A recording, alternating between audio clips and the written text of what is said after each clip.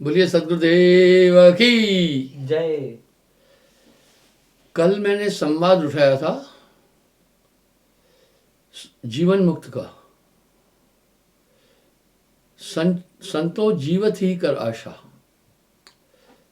यही बात वशिष्ठ जी ने राम जी से बात कही थी। साहब कह रहे हैं जीवत मन अगर बस में नहीं हुआ मुए नहीं होगा। जहां आशा तय बासा होई, बाको टार सके ना कोई। साहब की वाणी में जीवन शैली जो दी गई है वो अध्यात्म से जुड़ी हुई है। यथार्थ में जब विदेह मुक्त हो जाता है आदमी, आइए आज मैं आपसे विदेह मुक्त पर बात करूंगा। अगर आप मेरे पिछले कुछ सत्संगों को देखें, मैंने उसमें जिक्र किया था, आज मैं फिर जिक्र कर रहा हूं। शायद ये मेरी बात आदमी जल्दी भरोसा नहीं कर पाएगा, इसलिए इतना बोलना है जितना मनुष्य का मस्तिष्क स्वीकार कर सके। मैं इसको फिर रिपीट करता हूं। ये विदेह मुक्त कैसे हो जाता है मनुष्य? आपको ध्यान होगा, मैंने एक बार जब प्रारंभिक स्थिति में अध्ययन किया तो पाया आत्मा को भूख प्यास आलस्य निद्रा आदि नहीं आती। पर मैं आपको ऐसा करने के लिए प्रेरित नहीं कर रहा हूं। मैंने इसमें एक हवाला भी दिया था जैन धर्म में संथारा का।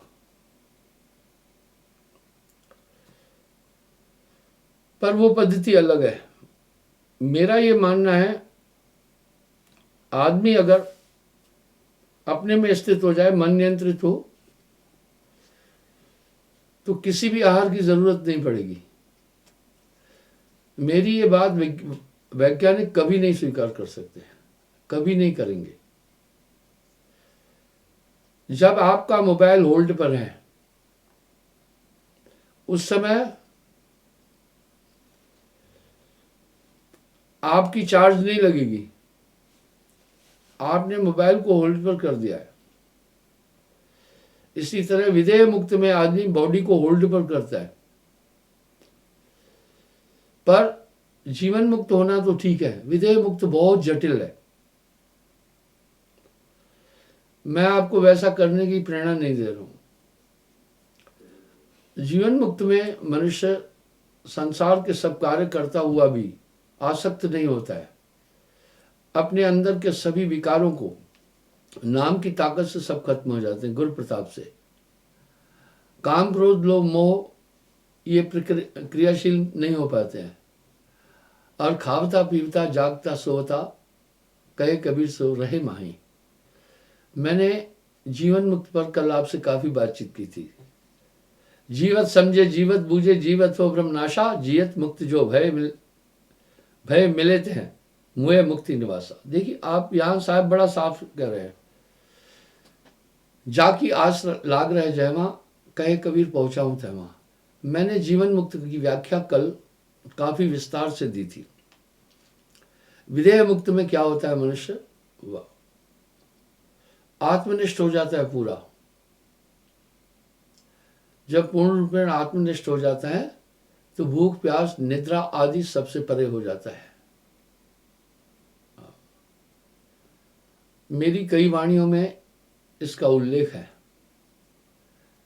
जब मैंने चिंतन से ये जाना आत्मा खाती पीती नहीं है, तो भाव उठा इस शरीर में फिर कौन खा पी रहा है।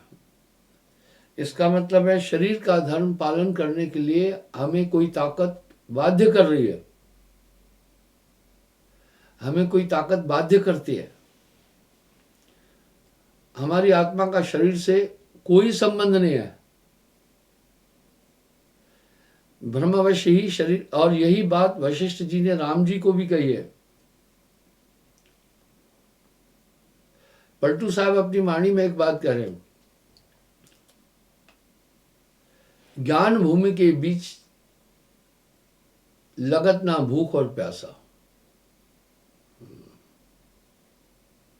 पर यह एक पूर्ण गुरु के संरक्षण में ही होता है। आखिर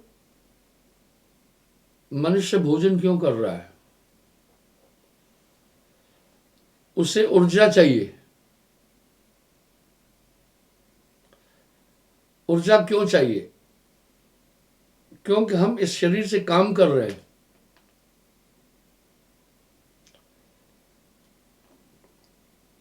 इसलिए हम ध्वंद अवस्था में हैं।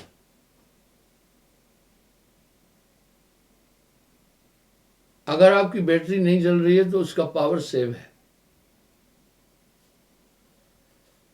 भूख लगना क्या है? जब हमारी कोशिकाएं हम कार्य करते हैं तो हमारी कोशिकाएं टूटती जुड़ती है, इसलिए हमें एक एनर्जी की जरूरत पड़ जाती है। वो एनर्जी हम भोजन आदि से प्राप्त करते हैं। लेकिन जब आदमी निर्द्वंद अवस्था को प्राप्त होता है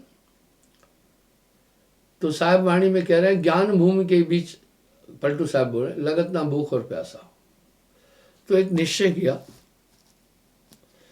जब एक आध दिन भोजन नहीं किया तो मन अंदर से कहने लगा, भाई देखो शरीर कमजोर हो जाएगा। अब यहां दृढ़ संकल्प था, जब मैं शरीर ही नहीं हूं तो कमजोर और ताकतवर क्या होना है। ये भ्रम का मांडन है, धरती और आकाशा, ये पूरा संसार ही भ्रम में है। वाह। मैं आपको एक उदाहरण देता हूं। आखिर जो ब्रह्म तत्व में लय होते हैं वो भोजन क्या करते हैं? वहां जो प्रेतात्माओं के शरीर को धारण कर लेते हैं वो जिंदा तो रहते हैं ना, शरीर नहीं है। खैर उनकी उपमा मैं नहीं देना चाहूंगा। अंदर से भय देने लगी एक ताकत, भाई समझाने लगी वो ताकत। वो कौन था? मस्तिष्क था। ये मस्तिष्क भी मन का एक अंग है, पर आप इस जटिल साधना को नहीं करना। यहां संवाद आया जीवन विधेय मुक्त का। मैंने आपको यथार्थ बताता हूं, मैं कभी नहीं झूठ बोलूंगा।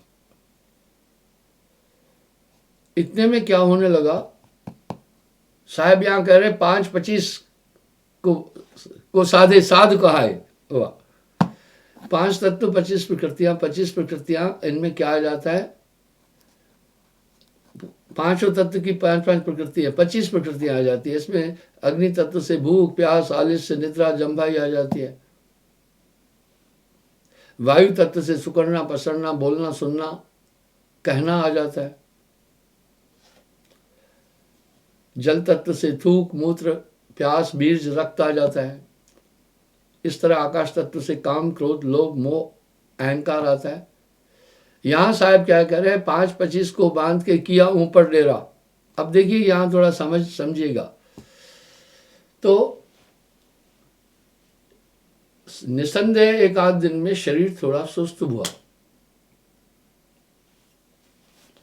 पर उस समय बाकी प्रक्रियाएं गुरु कृपा से मैंने क्लोज कर ली थी। धीरे धीरे, ये यथार्थ बोल रहा हूं। मैंने कहा ना, ये बातें जल्दी आदमी स्वीकार नहीं करेगा। विज्ञान तो किसी कीमत में स्वीकार कर ही नहीं सकते हैं, वहां विज्ञान की पहुंच नहीं है। मैं दिल में सोचने लगा, जब मेरा एक दृढ़ संकल्प है कि मैं आत्मा हूं, मुझे भोजन नहीं करना है। अब अगर आदमी हठवश ये करता है तो भोजन न करने से, नींद न करने से, जल आदि और वायु का सेवन न करने से शरीर क्षीण हो जाएगा। और जब तक देहाध्यास है तब तक ये चीज करना नहीं है, ये वर्जित है। पर एक दृढ़ संकल्प था, जब आत्मा इस शरीर में, हम आत्मा को नहीं जान पा रहे हैं। कारण क्या है कि हम 5-25 3 के पिंजड़े में हैं। ये खाना पीना, जागना, सोना, क्रियाएं जितनी हैं, ये सब हमारी आत्मा की नहीं है। वाणियों में भी आ रहा है, आत्मा मन और माया के कारण से बंधी हुई है। बात क्लियर हो रही है। तब आखिर फिर मैं कहां था? मैं अपनी सुरती में था। धीरे धीरे मन, अब शरीर सुस्त होने लगा। मन यहां भयभीत करने लगा। मन मस्तिष्क मन है भाई, ऐसे तो मौत भी हो सकती है। मैंने कहा आत्मा की, जब आत्मा ही नित्य है, जन्म मरण नहीं होता है, तो फिर मौत कैसी? आत्मा तो अजर अविनाशी है। आत्मा कर्म ज्ञान इंद्रियों से भी परे है। इसलिए ये भोजन जो है मेरी आत्मा नहीं कर रही है। अब भूख अनुभव होने लगी। मैं अक्सर लोगों को एक बात कहता हूं, जब भी आप कोई नशा छोड़ेंगे 24 घंटे तो दिमाग पर वो छाया रहेगा, बहुत परेशान करेगा नशा।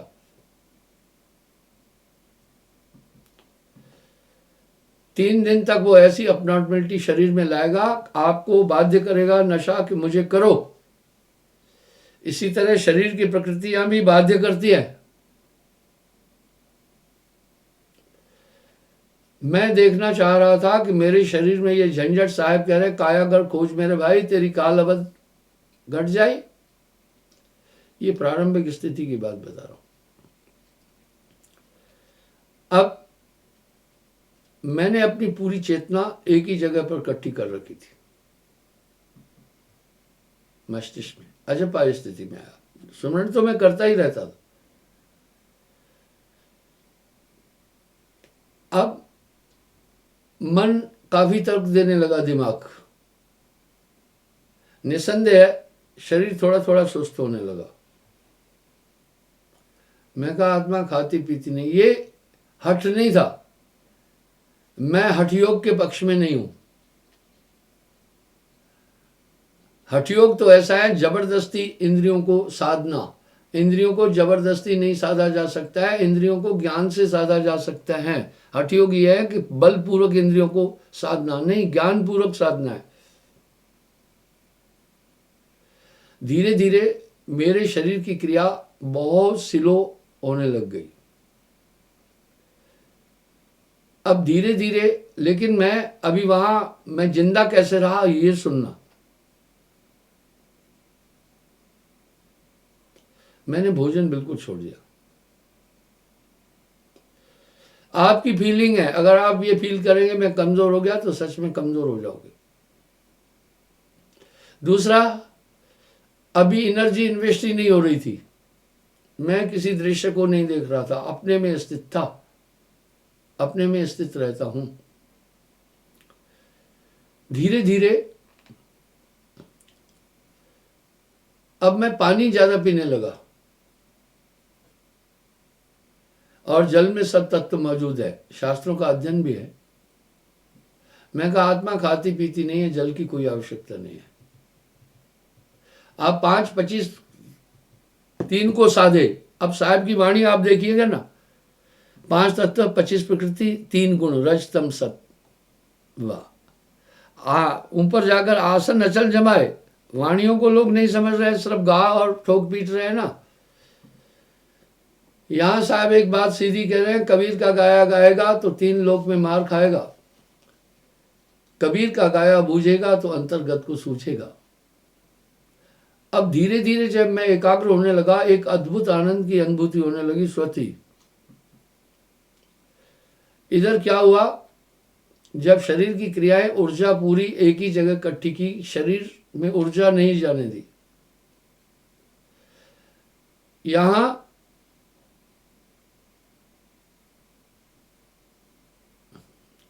एक शब्द और साहब कह रहे हैं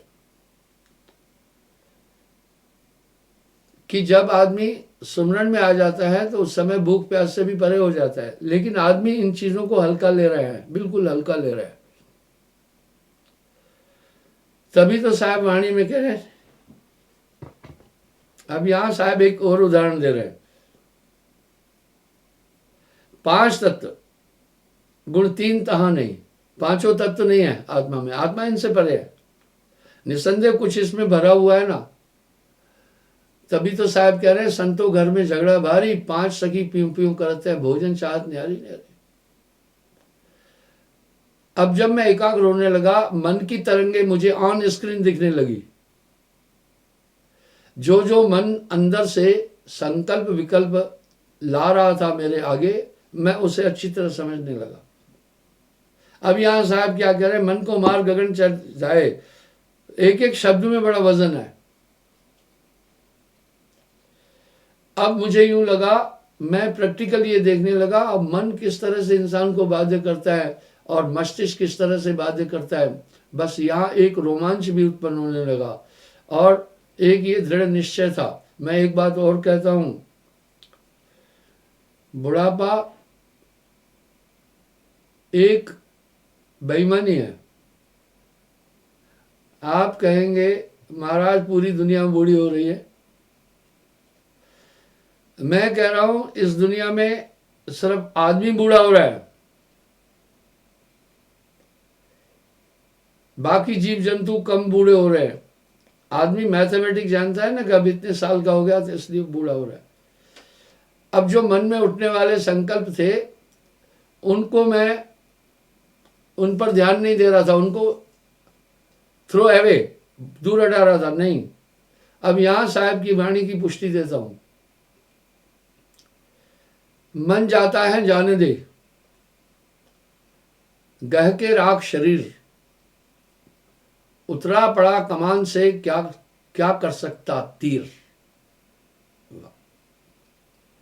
जो संकल्प आ रहे थे, आप देखते हैं मन के जो संकल्प उठते हैं, अगर आप उन पर चिंतन नहीं करते तो वो ऐसे ही चले जाते हैं। साहब की वाणी में तो वजन है, मन जाता है जाने दे, गह के राख शरीर,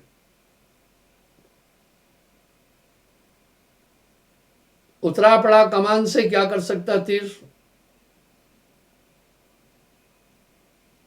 वाह, साहब कह रहे हैं उतरा पड़ा कमान से क्या कर सकता तीर, तीर की ताकत तो कमान के साथ है। मन जाता है जाने दे, पाहन ते मत जाए, यानी पाहन पैरों को कहते, उनसे नहीं जाना। जे कोई पाहन ते गए ताको सरबस जाए। बड़ा विज्ञान है साहब की वाणी में। तब मैं जल भी छोड़ दिया। हमारे शरीर में मैं तर्क देता हूं जल की आवश्यकता क्यों पड़ती है। आप जब गर्मी में और कठिन काम और तेजी से काम करें, प्यास लग जाती है ना। यहां क्रियाएं रोक दी थी, जब क्रियाएं रोक ली तो वहां भूख प्यास थी। ज्ञान मुमुंग के बीच लगतना भूख और प्यासा। साहब ने साफ साफ तो कहा है, कोई गप नहीं बोल रहा हूं मैं। अब मन कहने लगा सो जाओ, आराम करो। मैं कहा ना, नींद धोखा है, नींद निशानी मौत की, उठ कबीरा जाग। बार बार साहब वाणी में कह रहे, संतो जागत नींद न कीजिए। नींद के समय हम ऐसे करते हैं, होता है जैसे हम प्रकाश से अंधकार में चले जाते हैं। बस निद्रा एक मूर्ख अवस्था है। मैं उस शुद्ध चेतना को विलोम नहीं होने देना चाह रहा था। मैं कहा मैं नींद नहीं करूंगा, अब मैं नींद नहीं करूंगा। तो मैं जटिल और कठिन स्थिति में भी नींद नहीं करता था। अब यहां साहब पुष्टि दे रहे हैं, क्षण सुमरे क्षण बीसरे, ये तो सुमरण ना है। 8 पहर लागी रहे सुमरण सोई कहा है। नींद नहीं, बिल्कुल अपने स्वरूप में स्थित रहने लगा। अब उसके बाद फिर मैंने मन पर नियंत्रण करना शुरू किया गुरु कृपा से। साहब की वाणी आपका मार्गदर्शन करती है। ये कॉशनरी वाणी है। जब संकल्प विकल्प भी नहीं हुए तो मस्तिष्क फिर कैसा थकेगा। होल्ड पर हो गया वो तो। चित्त का ऐसा निरोध किया कि वो पुरानी बातें जब लाता था उन पर मैं चिंतन नहीं करना। यहां तक कि मैं ये भुला दिया कहाँ का रहने वाला हूं, कितने, ये तो मेमोरी है। ये डॉक्टर एक इंजेक्शन से आदमी मेमोरी सीज करता है, आप खुद कर सकते हैं। यहां साहब फिर पुष्टि करे, 9 दरवाजे प्रगट चीना, 10वां जार खोल जिंदीना, तहां कुल फ्रेम आ रहा है। अब श्वास लेना एक क्रिया है, पक्का। मैंने श्वास पर कई बार बहुत बातें बोली है। मैंने श्वास लेना, क्योंकि आत्मा को श्वास की जरूरत ही नहीं है।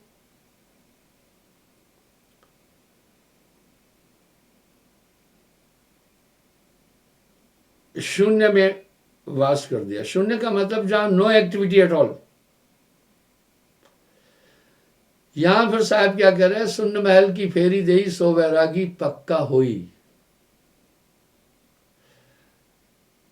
अब दृश्यों की तरफ भी ज्यादा ध्यान नहीं देने लगा मैं। आप देखें, जब साधक जाता है, हमारे ऋषि मुनि कंदराओं में जब ध्यान करते थे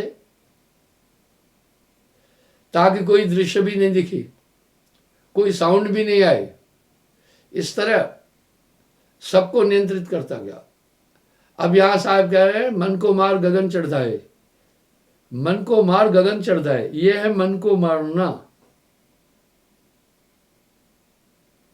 मन की पूरी क्रियाएं सीज कर दी। जैसे आप इनकमिंग कॉल को बंद करते हैं तो आपका मोबाइल रेडी रहता है, लेकिन कॉल आपके पास नहीं आती।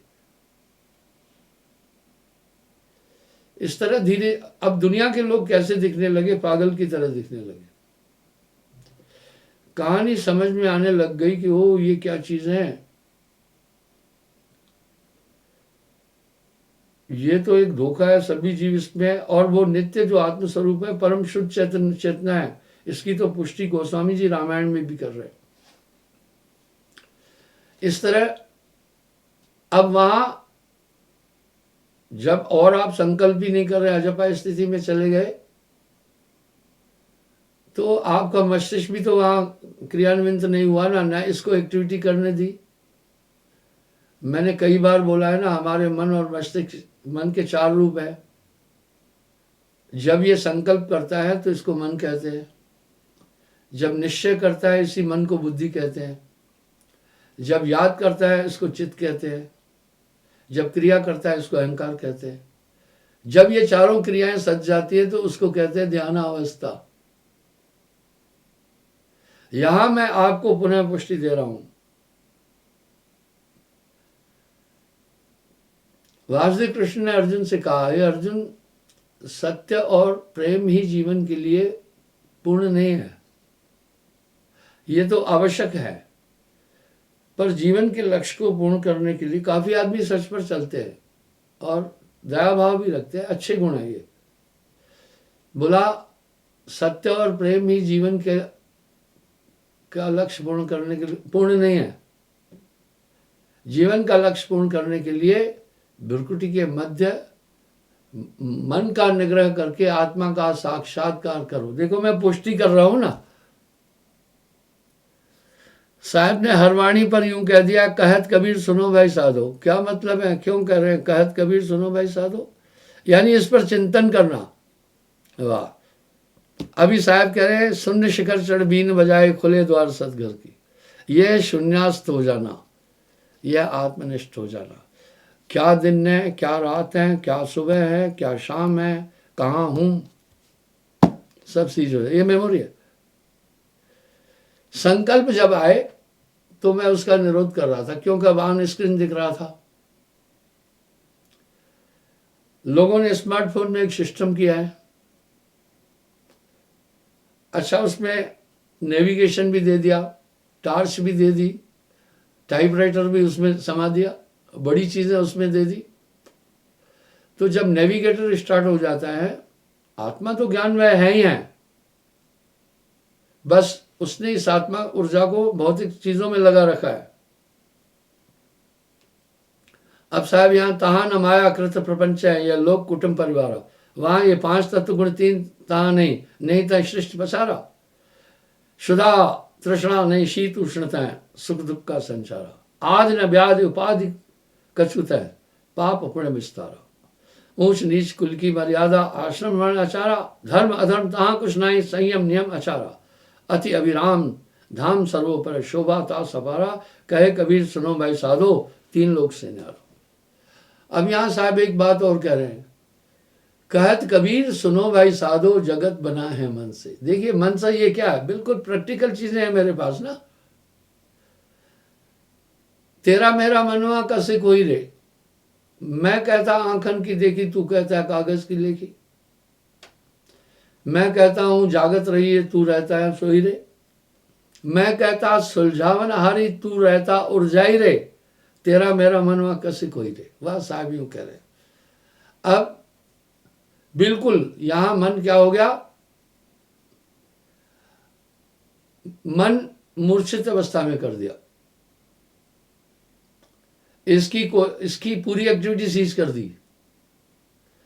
यहां फिर पुष्टि दे रहा हूं, मन जागे मन सोए, मन लेवे मन देवे, मन खाए मन पीवे, मन का है सब व्यवहारा।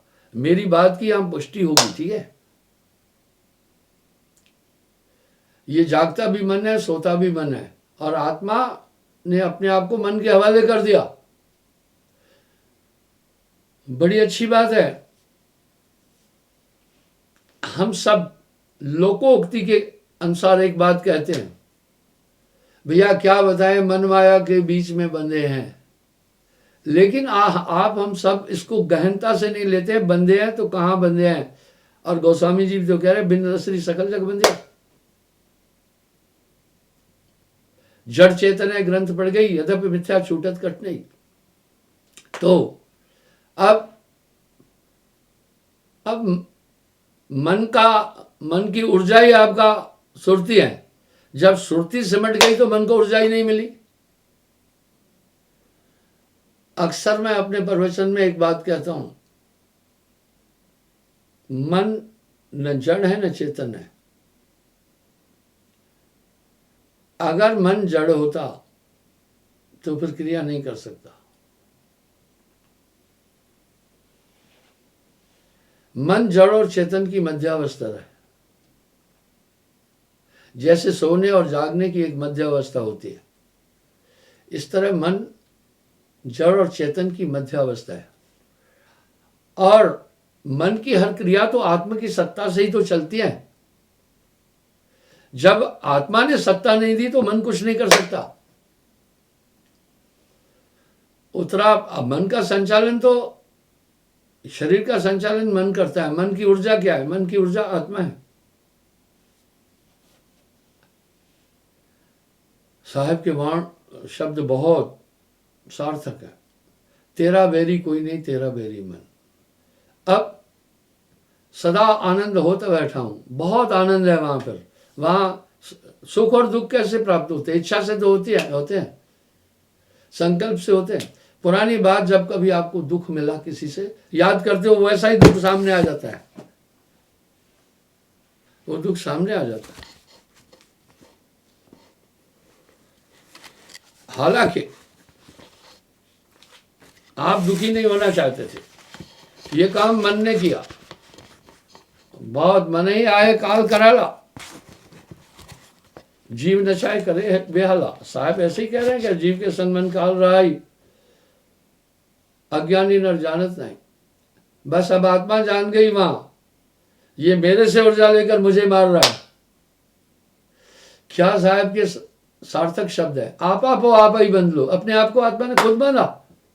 अब वहां ये पूरा एपिसोड सामने आ जाता है जब एकाग्र हो जाता है। ये भी नाम की ताकत, गुरु जो शक्ति दिया उससे होता है, वर्णन नहीं हो पाता है।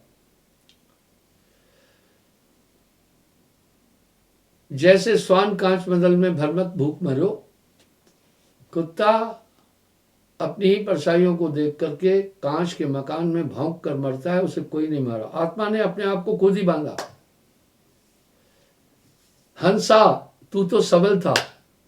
और साहब का जितना संबोधन है आत्म तत्व की तरफ है, सुरती की तरफ है। उठ जागरी मोरी सूरत सुहागन जागरी, क्या तू सोए मोह नींद में उठ के भजन में लागरी। और वाणियों में कह रहे 5-25 दिन का पिंजरा तामे तो है राखा भरमाई।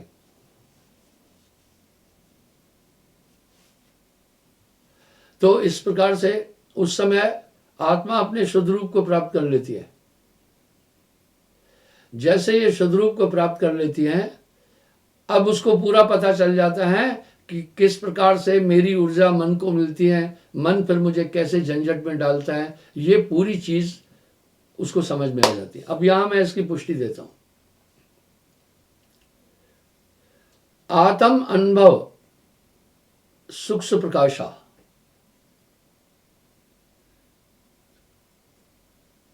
जब आत्मा का अनुभव हो जाता है परम सुख की प्राप्ति होती है। और आत्म सम कोई ज्ञान ना आना, बहुत महान ज्ञान प्राप्त हो जाता है, पूरे विश्व को समझने की ताकत आ जाती है। और उसके बाद दुनिया का हर आदमी खिलौना और पागल और अज्ञान में दिखता है, कितना भी शिक्षित क्यों नहीं है। शायद मेरे ये शब्द अहंकार में लग रहे हो, नहीं, मैं घमंड से परहेज करता हूं, मैं घमंड से बड़ी परहेज करता हूं। मोटी माया सब तजे झीनी तजी न जाए, पीर पैगंबर ओलिया झीनी सबिन को खाए। इस अवस्था में जब आदमी पहुंचता है, खावता पीवता, जब फिर क्या होता है बताएं, वो विदेह मुक्त कैसे होता है वो समझिए। आत्म अनुभव सुख सुप्रकाशा, तब उसका भ्रमनाशा, सब भ्रमनाश हो जाता है। इस तरह से फिर ना कहूं गया नहीं कहीं आया। आप यहां आप रोक, अब ये हठपूर्वक अगर करोगे ना, मामला नहीं जमेगा, फिर मन विवश करेगा। हठपूर्वक करना तो वैसा ही हुआ जैसे कुएं में चिल्लाओगे तो प्रतिक्रिया में वहां की आवाज आपके पास आएगी, ज्ञान से, आज सहज समाधि से। तो बंधुओं, उस अवस्था में फिर पूरा जगत ही ब्रह्ममय लगता है। फिर वो विदेह मुक्त कैसे होता है, जब उस तत्व की प्राप्ति करता है, परम तत्व में पहुंचता है, कहीं दूर नहीं। आप फिर आत्मा को अपने मुकाम पर जाने में दिक्कत नहीं होती है, साहब भी तो साथ हैं। आत्म में परमात्म दर्शे, परमात्म में जाए। इसलिए बहुत से लोग वहां तक पहुंच करके संतुष्ट हो जाते हैं, लेकिन वहां आप संतुष्ट नहीं हो ना, आप अभी भी काल के क्षेत्र में हैं। यहां साहब वाणी में एक बात कह रहे हैं, कोई को पहुंचा ब्रह्मलोक तक धर्म आया ले आई। महात्मा बुद्ध इस स्थिति को प्राप्त किया था, पर महात्मा बुद्ध की थ्योरी में ईश्वर तत्व नहीं है। आपने दूध से मक्खन तो बना दिया, लेकिन मक्खन दूध की पराकाष्ठा नहीं है। जो ब्रह्म ज्ञानी है वो भी आत्म तत्व तक की बात कर रहे हैं। साहब ने तो आगे ही बोला है ना, अपने ओरिजिन में पहुंचो, नहीं तो दोबारा फिर मन वहां से उठ सकता है। ठीक है, अब यहां साहब क्या कह रहे हैं, 8 बार होशियार रहना, गफलत नहीं तहां होशियार देखना। साहब के सभी शब्द एक चेतावनी है। जब वो उस परम फिर आत्म में परमात्म दर्शे। कभी जब गुरुमुखों को वैसे भी इस स्थिति की अनुभूति हो जाती है, श्रद्धा और सेवा से भी अनुभूति हो जाती है, दोनों पक्ष साहब ने रखे। अब उसके बाद वो फिर जब संसार में रहता है तो फिर पता है क्या करता है, वो विदेह मुक्त हो जाता है, सभी कार्य करते हुए भी अपने स्वरूप में स्थित होता है। पलट वजूद में अजब विश्राम है, होए मौजूद तो समझ आए। तो इस तरह से फिर वो बाहर की भ्रमणा दूर कर, साहब कह रहे हैं, बाज के भटकते सिद्ध नहीं। इतने अद्भुत शब्द साहब ने सहज वाणी में रखे। शिक्षा का एक ही लक्ष्य है, भावनाओं का आदान प्रदान करना, दूसरे की भावना को समझना, उसकी वाणी, और अपने विचारों को अच्छी तरह से संग्रहित करके दूसरे तक पहुंचाना, यही शिक्षा है। मैं अहंकार वश नहीं कर रहा हूं, मैं काफी लोगों की प्रीचिंग सुनता हूं, इंटरव्यू सुनता हूं, वो एक बात बोल करके फिर कहते हैं हाँ, इससे श्रोता बोर हो जाएगा। आप अपनी वाणी में इन चीज़ों का प्रयोग नहीं करें। ये सब चीज़ें आपकी कमजोरी को दर्शाती हैं। इस तरह जब आदमी के पास अनुभव होता है तो वो फिर बिना रुके तरीके से बात कर लेता है। तो बंधुओं, उस अवस्था में भूख प्यास आदि, ये मैं काफी समय ऐसे ही रहा, सत्य बता रहा हूं। वहां से आने की फिर वापस स्थिति नहीं होती। ये तो गुरुदेव ने कहा, मधु नीचे आओ भी, लोगों को समझाना भी। उसके बाद फिर क्या, जब आदमी नीचे आता है, मन को क्रियान्वित करता है, तो उसे ऊर्जा चाहिए ना। फिर शरीर तो भौतिक ऊर्जा से ही चलेगा, ठीक है। अब आत्मा भी कैसे ऊर्जा दे रही है? शरीर को भौतिक कार्य करने की ऊर्जा आत्मा दे रही है कि अब देख, अब चल, अब खा, अब पी, अब सब सो और जाग। और इसको टैकल कौन कर रहा है? मन। अभी यहाँ साहब एक बात क्या करें, जब मैं था तो गुरु नहीं, अब गुरु है मैं ना है, प्रेम गली अति संकरी तामे दुई न समाय, कबीरा तामे दुई न समाय। तब उसका क्या हो जाता है? मैंने इसका उल्लेख पहले भी किया। वो बड़ी अजीब जिंदगी जीता है। उसके अंदर जगत के किसी भी पदार्थ के लिए आसक्ति नहीं होती है। मुझसे एक आदमी ने एक प्रश्न पूछा था कि महाराज, आत्मज्ञानी की पहचान बता सकते हो? मैंने कहा हाँ। बोला कैसे पहचाने आत्मज्ञानी है? ये मैं बातें कई बार, क्योंकि मैं पिछले 50 साल से प्रवचन दे रहा हूं, घमंड से नहीं कह रहा हूं मैं। ये करीब 600 दिन से, ये हमारा 580वां एपिसोड था कुछ दिन पहले। करीब 600 दिन से लगातार मैं आपसे 40 मिनट बातचीत लाइव प्रोग्राम में कर रहा हूँ। कभी स्टडी करके नहीं आता हूँ मैं। कभी कभी आप देखते हैं यहाँ एक चैप्टर खोलता हूँ, मैं स्टडी करके नहीं आता हूँ। जैसे आए खसम की वाणी, तैसे बजाऊं सुनो वो लाल। आत्मज्ञानी की पहचान है, किसी भी इंद्री का आनंद नहीं लेगा, किसी भी इंद्री का आनंद नहीं लेगा। वो जानता है वो फिर कैसे करता है। जैसे एक मूर्ख मक्खी धड़ाम से जाकर शहद में बैठती है, अपने को मार डालती है। एक अकलमंद मक्खी क्या करती है? किनारे पर बैठती है, धीरे धीरे मधु लेती है वहां से। इसलिए संत असंत की रहनी कैसी, सोच कहूं समझाए पर तैसी, साहब ने धर्मदास को कहा। इस प्रकार से वो किसी भी पदार्थ की उसमें इच्छा नहीं होती है। वो किसी भी पदार्थ का संग्रह नहीं करता है, फिर वो किसी भी इंद्री का आनंद नहीं लेता है। ये इंद्रियां एक दूसरे से कनेक्टेड है, रिलेटेड है। जिसमें और काम, क्रोध, लोभ, मोह, अहंकार एक दूसरे के सहायक और सहयोगी है। इसलिए इन पांचों इंद्रियों को वो किसी भी, पांचों इंद्री सम कर राखे, नाम अमीरस निस्दिन चाखे। साहब की वाणी कोई साधारण नहीं है। वो फिर जगत के किसी भी पदार्थ का उसमें शौक नहीं रहता। शौक आसक्ति है। यहां साहब के शब्द कितने सार्थक हैं। चिंता तो सतनाम की, और ने चितवे दास, जो कुछ चितवे नाम बिन, वही काल की फांस। उसके बाद फिर क्या होता है? वो जगत में खावता पीवता जागता सोता, कहे कबीर सो रहे माई। वो फिर ऐसी स्थिति में आ जाता है।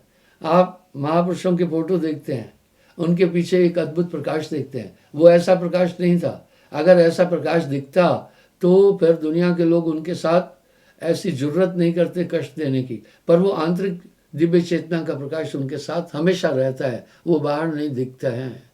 तो उसके बाद फिर वो ज्ञान भूमि के बीच लगत ना भूख और प्यासा, वो नित्य उस आत्म तत्व में निहित रहता है। और लेकिन वो शरीर को चलाने के लिए, मैं बताऊं, कुछ लोग खाने के लिए जीते हैं, कुछ लोग सिर्फ खाने के लिए जीते हैं, लेकिन ज्ञानी लोग सिर्फ जीने के लिए खाते हैं। दोनों में अंतर है। वो कहीं नहीं जाकर चरपरी चीजें नहीं देखते हैं। और जिप्या इंद्री स्वाद अधीना, पूरी इंद्रियां उनके नियंत्रण में। समझना, मन नियंत्रण में है।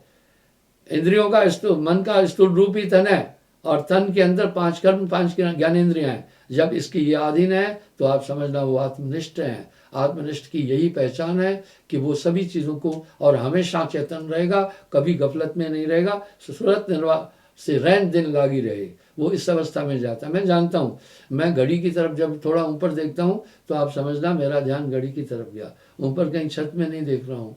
तो 40 मिनट ही सत्संग करना होता है, लोग अधिक समय नहीं दे पाते हैं। तो बंधुओं, कल मैं पुनः यहीं से प्रसंग आगे उठाऊंगा, फिर वो विदेह मुक्त आदमी क्या होता है और जीवन मुक्त में क्या अंतर होता है। दोनों छोटा भाई और बड़ा भाई होता है। मैं क्षमा चाहूँगा, समय हो गया, कल पुनः हाजिर हो जाऊँगा। साहेब।